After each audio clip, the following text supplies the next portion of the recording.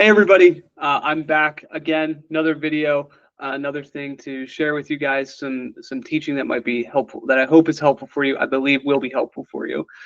So recently, talking to Bimpe, talking to Kristen, Kevin, and we realized that we have a problem with uh, overcommitting to clients and to what we're going to do because we don't actually know what we're doing in a day. Like if I ask any of you, what are you doing today? What are you doing tomorrow? What are you going to do next week? I think many of you would look back at me with kind of a blank expression in your eyes. Now, this especially goes for Kevin, Kristen, myself, and Bimpe, where we have a little more flexibility in our day and we're doing less responding to what's happening. We're actually setting structure to your day. But for you leads, if any of you are watching this, you're not required to. But if you would like to watch this, it can also apply to you and how we set up our day in the warehouse. So what is the problem? The problem, we don't know what our capacity is for today, right? Right. Like I don't know what my capacity is for today. Can I say yes to this? Can I agree to something? I'm not sure because I don't actually know what I'm doing today. So then my people pleasing is like, yeah, I can do it. But then maybe I can't actually, or I don't deliver all the way. And so how can we resolve this? And why is this a problem? So how can we resolve it? We can use the power of pre-deciding. We can pre-decide our days and what we're doing each day. So pre-deciding, it does two things. One, it allows us to know what our capacity is for the day. And two, it actually makes us work a lot more efficiently and quickly because we spend a lot of our mental energy completing a task and then looking up and being like, okay, what am I doing now? And then kind of moving to the next thing. Where if we can pre-decide what we're working on, now I'm just moving down the list and I'm just knocking things off one by one. There's a lot of power in pre-deciding because for some reason it is a lot easier to decide what is the order of operations we're going to do things in before you're actually in the moment. When you're in the moment, it's like everything's cloudy. It's not clear what exactly we're doing, and so it can be harder to decide. So how do we go about pre-deciding? I have a couple of tools for you on how to do this that I have kind of worked into my life in many ways that have been helpful, that I've learned from many other places. By the way, everything that I share with you is non-original. It's just where I've gone and pulled information from other people and now I'm compiling it in one place. So don't think I'm a genius or anything. None of this is original. I just am totally ripping other people off. But so number one, the tools that we have, habits. This is a huge tool that we can have. Commit to and developing habits. Two, a power up routine. Three, a power down routine. Four, a weekly and daily big three. And five, time blocking. And lastly, clearing clutter. Okay, these are a lot of tools that I'm going to throw at you. I also have notes. So if you would like to look through those, feel free to. I'll send them along here as well. I'm going to go through each one though. So committing to and developing habits. Let me talk about habits for a minute. We all have habits, good and bad, right? We know this. Every one of us has habits, either conscious or unconscious, that we're doing sometimes. And sometimes it's funny, like our dogs will actually pick up on the unconscious habits that we have. Like somehow Lacey just knows that it's time for us to go home. And I don't know how, but I have some sort of habit that I'm doing. Maybe it's my breathing or something that she's watching. So all of us have good habits, bad habits, but habits are so powerful because we can get them right, it will take us so far much easier because we make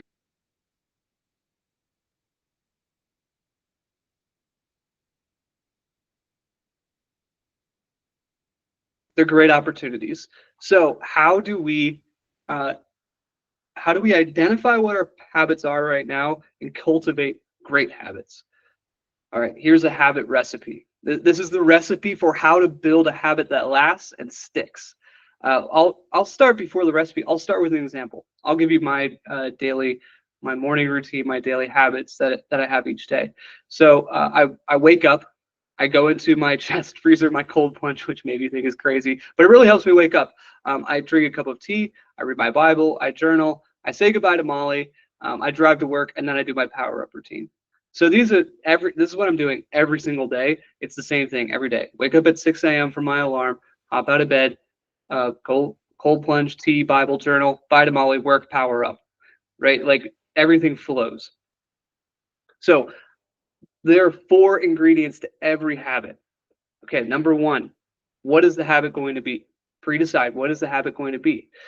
So let's look at me reading my Bible. So what is the habit going to be?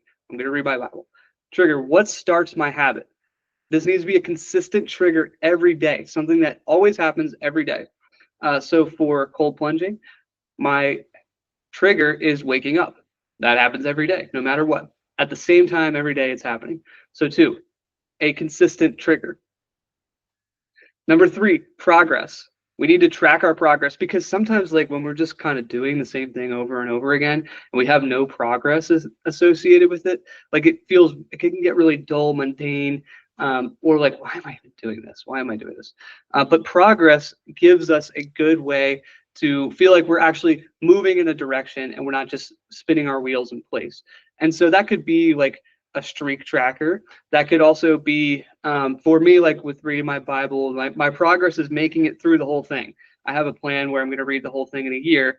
And so it's making it through the whole thing in 1 year is my progress. And I can see myself checking it off as I go, and it's really satisfying.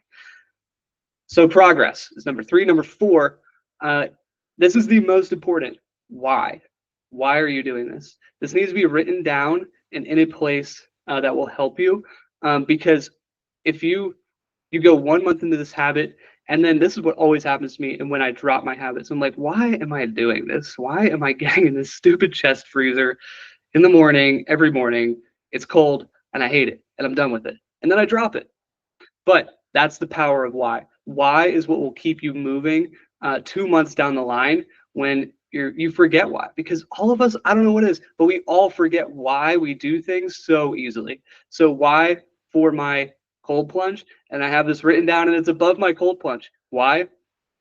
It's to wake up and to spring into my day. That's why I'm doing it. Because when I wake up, I'm always kind of groggy. I'm kind of a zombie. My eyes are itchy, but when I get in that thing, that wakes you up. It really does. And it really propels me for the rest of my day. So what you can do with a really simple, helpful tool that works well is you can take, I'm getting one out. You can take like a little sheet of paper like this and write the 4 things. What is the habit? What's the trigger? How do I track the progress? Why do I do it? These 4 things, and then just put some tape on it and put it on your wall, like where you can see it. This is what I've done with a bunch of them in my office. I have like 9 on my office right here that I do daily. 9 daily habits with the trigger that is going to move it to the next thing. What is it? How do I track progress, and why do I do it? Last note on habits. When you can link these habits together, that's really great. Like when you can use one habit to trigger the next, so helpful. So my morning routine, right? I wake up, that's the first trigger. Cold plunge, second trigger, which makes me get my hot tea because I'm freezing. So I get my hot tea, which then triggers me to go read my Bible, which then triggers me to write in my journal, which then triggers me to leave and say goodbye to Molly, which then triggers me to get to work, which triggers me to start my power up routine. So there you go. Those are habits. Please take those. Habits are like the most important thing that you could take from any of this. This is the foundational thing for how we determine what our capacity is. We develop habits that allow us to determine our capacity. I haven't even started getting into capacity yet, but here we go. Next, this is where we're really going to get it with the power up, power down routines. So power up. This is like the stuff that you do every morning. That's the same every morning. So it's about 30 minutes. It's like your ramp up period. When you walk into the door, what are the set things I'm going to do every day so that I can clear my space and focus on what I need to do that day? Because as you know, it's so easy to get sidetracked by what's going on in the workplace, in the warehouse. Like if you're out there, there are just distractions everywhere. But we need to remain focused on what we need to do that day that's important. So this is the power up routine. You use the power of habits to use your power up routine. So I'll tell you mine. And again, it's just a list of habits that are linked together. So it's on my wall over here. I honestly have to look at it every day because I just forget. Like I'm just a forgetful person. I think a lot of us are just forgetful people. So what is it? I clock in. I do a daily review. So I look at what are my to-dos for that day? What are the things I'm trying to get done? I do a morning clear, which is I just clear all my Slacks, my emails. I'm also on Reddit, so I cleared the Reddit stuff. I clear everything out, so I'm just starting fresh. And then 4, I do a morning walk. So if you've noticed, I will tour around the warehouse in the morning. That's my morning walk that I do. That's my power up routine. Okay, great. I've accomplished it. Now I'm moving on to my to-dos for the day.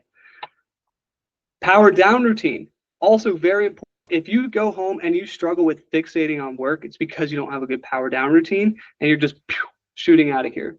That's why it's happening. You need a power down routine in order to tell your brain, we're done now. So you can go home, you can relax and not stress about the next day. That you know what you're going to be all ready to go. It just needs to happen. So on your power down routine, this is where you set the next day's big three. The big three, what is that? I'm going to take a quick tangent into big three. Big three, these are the three things that you are the three most important things you want to get done tomorrow. If I don't do anything else and I do these three things, I will have won that day. So at the end of your day, on your power down routine, you set tomorrow's big three, and then any other smaller to-dos as well you put on a list so that you just have them saved. You also set tomorrow's time blocking. I'll talk about time blocking later, but time blocking is essentially, you're just making little blocks and chunks of times. What am I working on? Here, there. And then next, it's clearing your emails. And Slacks, again, is turning off all apps and devices. Now, let me just say, your power down routine can look different than mine, but this is mine. Again, I'm reading off my wall. So I start at 3 o'clock, 3 p.m. every day. That's my trigger. I start with a daily clear. So I'm clearing all my stuff again. I do the daily preview. What am I doing tomorrow? What's my big three? What are my to-dos for tomorrow? What is my time blocking going to be? What does my schedule look like? And then the next thing I do, I call it snooze. I clock out, turn off the lights, turn off my monitors. And then the very last thing I do before leaving is I just clean up my office. I don't want any clutter around. I just want to be very clean when I walk in the next day. That really helps me focus and lock into what I'm doing. So that's the power down routine. So we have making habits, the power up, the power down. Power up and power down is just a set of habits. It's just a routine you're doing every day to help you get started with your day and close down your day. We need to do both.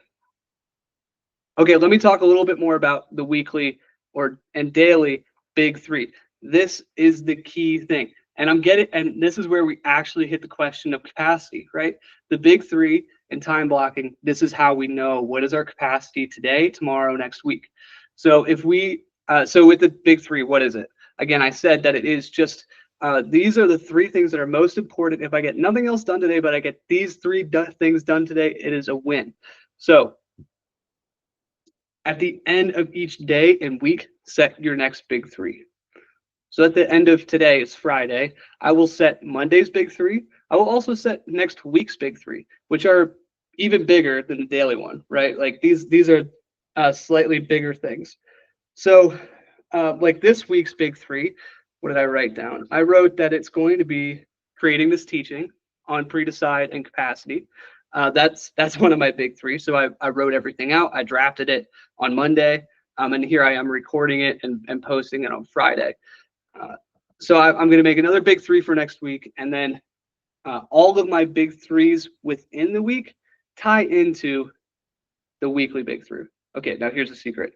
It's not actually all of them that tie in. Sometimes things pop up and I need to put something into my big three that does not relate to my weekly big three, but that's okay. Like we can adjust and change the plan, but having a plan of what we're doing makes us so much more efficient and confident in what we're doing each day. Because what will happen is we'll just fall into the tyranny of the urgent, right? The most urgent thing is what's going to pull and suck in our attention, versus if we have a plan for what we're working on that day, we can say no to the unimportant urgent things that pop up, because we know we have this really important thing we actually need to get done. I got to get my big three done today. So your daily big three, they should be chunkier tasks that relate to your weekly big three. And then we also have smaller to-dos that we add to the list. So how does this tie in with habits and power down, power up, right? On your power up, you're reviewing your big three. On your power down, you're setting tomorrow's big three. Next, time blocking. Time blocking, I love time blocking. I'm going to pull up an example here. Time blocking is really simple. All it is, you write a little sketch of, let's see if this shows up well. Yeah, that doesn't look terrible, but you write a little sketch of what does your schedule look like for that day? So on a notebook or anything, just each line is half an hour. And you can make little blocks for what am I doing in that half hour. So my time block every day, it looks kind of the same. So from 7:30 to 8, I'm doing power up. From 11 to 11:30, I'm reading or doing some sort of learning. 11:30 to noon is lunch.